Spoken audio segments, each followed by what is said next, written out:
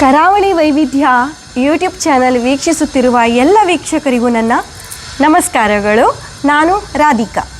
ಭಜನೆಗೊಲಿವ ಭಜರಂಗಿ ಕಾರ್ಯಕ್ರಮ ಸಾಗ ಭಜನಾ ಮಂಗಲೋತ್ಸವಕ್ಕೆ 60ರ ಸಂಭ್ರಮ. ಇಂದಿನ ಸಂಚಿಕೆಯನ್ನು ಪ್ರಾರಂಭ ಮಾಡ್ತಾ ಇದ್ದೇನೆ. ಇಂದಿನ ಅತಿಥಿ ಸದಾಶಿವ್ ನಾಯಕ್, ಅರಮನೆ ಬೈಲೂರು. ಸಾಗ ಕ್ಷೇತ್ರ ಪರಿಚಯ, ವಿಶೇಷತೆ ಕುರಿತಾಗಿ ಇಂದು ನಮ್ಮ ಜೊತೆ ಇವರ ಅನುಭವಗಳನ್ನು ಹೇಳಲಿದ್ದಾರೆ. ಸರ್ ನಮಸ್ಕಾರ. ನಮಸ್ಕಾರ. ನಾನು ಸುಮಾರು ನನಗೆ 12 ವರ್ಷ ಪ್ರಾಯದವನಿದ್ದಾಗನಿಂದ ಸಾಗಕ್ಕೆ ಹೋಗಲಿಕ್ಕೆ ಶುರು ಮಾಡಿದ್ದೆ. ನಮಗೂ ಅವರಿಗೂ ಒಂದು ದೂರದಿಂದ ಸಂಬಂಧವೂ ಉಂಟು. ಮತ್ತು ನಮ್ಮ ಇಬ್ಬರ ನಾಗಬನ ಒಂದೇ, ಹಾಗಾಗಿ ನಾನು ಅಲ್ಲಿಗೆ ಹೋಗ್ತಾ ಇದ್ದೆ. ಆ ಹೊತ್ತಿನಲ್ಲಿ ಸುಬ್ರಾಯ ಪ್ರಭುಗಳು ತುಂಬ ಸ್ವಲ್ಪ ಕಷ್ಟದಲ್ಲಿದ್ದರೂ ಎಲ್ಲರಿಗೂ ಸಹಾಯ ಮಾಡುವ ಮನೋಭಾವದವರಿದ್ದು, ಅವರು ಎಲ್ಲರಿಗೂ ನಾಟಿ ವೈದ್ಯವನ್ನೆಲ್ಲ ಧರ್ಮಾರ್ಥವಾಗಿ ಎಲ್ಲ ಕೊಡುತ್ತಿದ್ದರು. ಆ ಹೊತ್ತಿನಲ್ಲಿಯೂ ಕೂಡ ಅಂಥ ಸಮಯದಲ್ಲಿ ಅವರ ಇಡೀ ಕುಟುಂಬವನ್ನು ಕಾಯುತ್ತಿದ್ದವನಂತ ಹೇಳಿದರೆ ಈ ವೀರಮಾರುತಿಯೇ ಎಂದು ನಮ್ಮ ಎಲ್ಲರ ಅಭಿಪ್ರಾಯ. ಯಾಕಂತೇಳಿದರೆ ಅದರ ನಂತರ ಅವರಿಗೆ ಅದು ಗೋಚರಕ್ಕೆ ಬಂದು ವೀರಮಾರುತಿಯನ್ನು ಅವರು ಭಜನೆ ಮೂಲಕ ಭಜನೆಯನ್ನು ಪ್ರಾರಂಭಿಸಿ ಭಜನೆ ಮೂಲಕ ದೇವರನ್ನು ಒಲಿಸಿಕೊಂಡು ಮನೆ ಮನೆಗೂ ಹೋಗಿ ಎಲ್ಲರಿಗೂ ಅದನ್ನು ತಲುಪಿಸಿ, ನಮ್ಮ ಸಾಮಾನ್ಯವಾಗಿ ನೀರೆ, ಬೈಲೂರು, ಕಣಂಜಾರು, ಕೌಡೂರು ಎಲ್ಲ ಗ್ರಾಮಗಳಲ್ಲಿಯೂ ಅವರು ರಾತ್ರಿ ಹೊತ್ತು ಭಜನಾ ತಂಡದವರೊಟ್ಟಿಗೆ ಸಂಚರಿಸಿದ್ದು ನನಗೆ ಗೊತ್ತಿದೆ. ನಮ್ಮ ಮನೆಗೂ ಬರುತ್ತಿದ್ದರು. ಹಾಗೆ ನಾವು ಯಾವಾಗಲೂ ಅಲ್ಲಿಯ ಭಜನಾ ಮಂಗಲಕ್ಕೆಲ್ಲ ಹೋಗುತ್ತಿದ್ದು ಅಲ್ಲಿ ಪೂಜೆಯನ್ನು ಸಲ್ಲಿಸುತ್ತಿದ್ದೇವೆ. ಹಾಗೆ ಈ ವರ್ಷವೂ ಹೋಗಲಿಕ್ಕೆ ಇದೆ. ಸುಬ್ರಾಯ ಪ್ರಭುಗಳ ಮನೆಯಲ್ಲಿ ಅವರಿಗೆಲ್ಲ ಆರೋಗ್ಯ ಮತ್ತು ಎಲ್ಲ ವಿಷಯದಲ್ಲಿಯೂ ಯಾವತ್ತೂ ಕೊರತೆ ಬಾರದಾಗೆ ನೋಡಿಕೊಂಡದ್ದೊಂದು ದೊಡ್ಡ ಪವಾಡವೇ. ಯಾಕಂತೇಳಿದರೆ ಅವರನ್ನು ಚಿಕ್ಕವನಿಂದ ಬಲ್ಲವನಾಗಿ ನಾನು ಅಲ್ಲಿಯ ಪರಿಸ್ಥಿತಿ ಗೊತ್ತಿದ್ದುದರಿಂದ ಈಗ ಅವರ ಮಕ್ಕಳ ಎಲ್ಲ ಶ್ರೇಯೋಭಿವೃದ್ಧಿ ಎಲ್ಲ ನೋಡುವಾಗ ಅದು ನಿಜವಾಗಿಯೂ ಒಂದು ಪವಾಡವೇ ಎಂದು ನನಗೆ ಅನ್ನಿಸುತ್ತಿದೆ. ನಾವು ಸಹ ಇಷ್ಟು ವರ್ಷದಿಂದ ರಂಗಪೂಜೆ ಮಾಡಿಸಿಕೊಂಡು ಬರ್ತಾ ಇದ್ದೇವೆ. ನಮಗೂ ಸ್ವಲ್ಪ ಆ ವಿಷಯದಲ್ಲಿ ಮನಸ್ಸಿಗೆ ನೆಮ್ಮದಿ ಇದೆ. ಹಾಗೂ ನಮ್ಮನ್ನು ಯಾವತ್ತೂ ಕಾಯುತ್ತಿರುವವನೆಂಬ ಒಂದು ಭಾವನೆ ನಮಗೆ ಯಾವತ್ತೂ ಇದೆ. ಹೌದು. ಫೆಬ್ರವರಿ 28 ಸಾಗದಲ್ಲಿ ಭಜನಾ ಮಂಗಲೋತ್ಸವ, ಅದು ಕೂಡ 60ರ ಸಂಭ್ರಮ.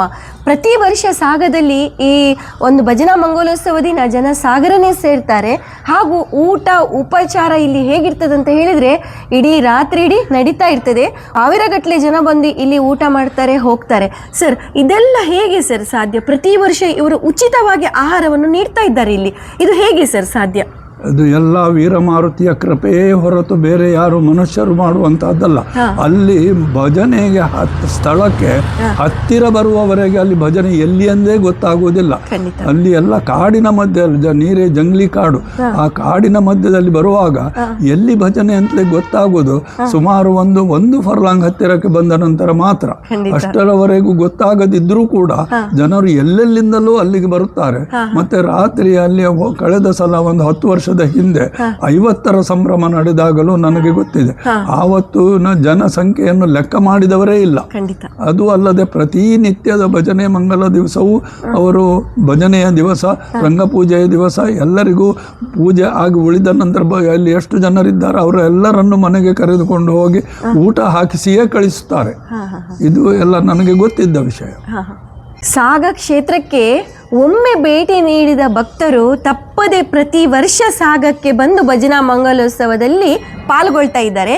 ಈ ಕ್ಷೇತ್ರವೇ ಹಾಗೆ ಭಕ್ತರನ್ನು ಆಕರ್ಷಿಸುವಂತಹ ಒಂದು ಕೇಂದ್ರ ಬಿಂದು ನಮ್ಮ ಮಾರುತಿ ಬೆಟ್ಟ. ಸಾಗ ಕ್ಷೇತ್ರದ್ದು ಮಹಿಮೆ, ವಿಶೇಷತೆಗಳು ಎಲ್ಲವೂ ನಾವು ತಿಳ್ಕೊಂಡಿದ್ದೇವೆ.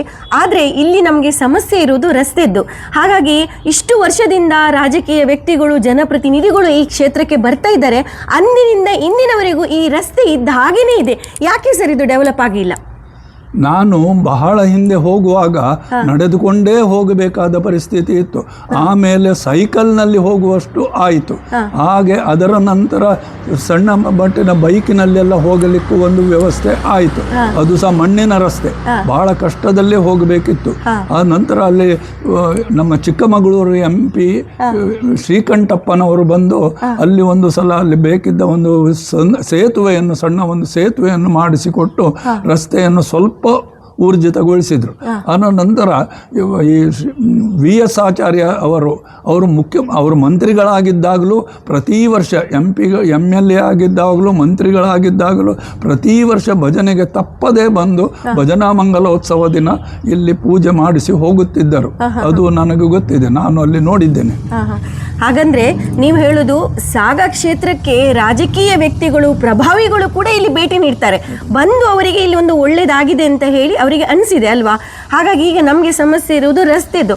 ಸರ್, ಈ ವಾಹಿನಿ ಮೂಲಕ ನೀವು ನಮ್ಮ ಜನಪ್ರತಿನಿಧಿಗಳಿಗೆ, ರಾಜಕೀಯ ವ್ಯಕ್ತಿಗಳಿಗೆ ಏನೊಂದು ವಿನಂತಿ ಮಾಡಿಕೊಳ್ಳಿಕ್ಕೆ ಇದ್ದೀರಿ ಅಂದರೆ ಈ ರಸ್ತೆಯ ಕುರಿತಾಗಿ ವಿಶೇಷವಾಗಿ?